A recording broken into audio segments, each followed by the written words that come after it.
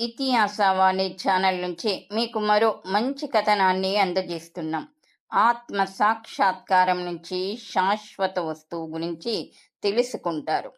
శాశ్వతమైన వస్తువు అశాశ్వతమైన వస్తువుల చేత ఎన్నటికీ లభించదు. కనుక అన్ని సంపదలు అనిత్యమైనవని తెలిసినప్పటికీ అనిత్య వస్తువులతోనే నచికేత అగ్నిని నిర్వహించాను.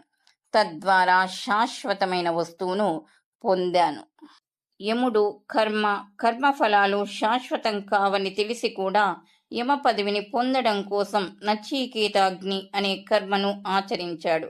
కాని నచికేతుడు మాత్రం అలాంటి ప్రలోభాలకు లొంగలేదు. అందువల్ల నచికేతుడు యముడి కంటే శ్రేష్ఠుడు. శాశ్వత వస్తువు ఆత్మ, అశాశ్వత వస్తువు స్వభావం చేతనే అనిత్యమైన కర్మ, సంపదలు సత్కార్యాల వల్ల లభించే పుణ్యకర్మ. శాశ్వత వస్తువును పొందాను. ఇక్కడ శాశ్వతము అంటే పరమార్థపరంగా శాశ్వతమైనది కాదు.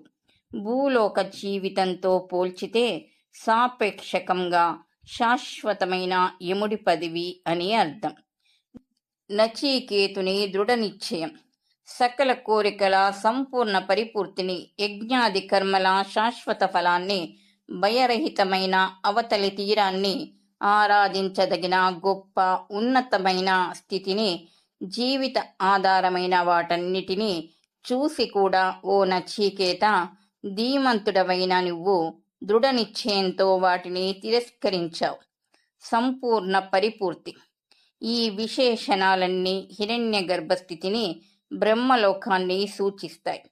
ఈ సృష్టిలో మానవుడు అందుకోగలిగిన జీవిత పరమ అవధి అంతవరకే. దానిని అశ్వమేధం వంటి గొప్ప యజ్ఞకర్మల ద్వారా పొందవచ్చు.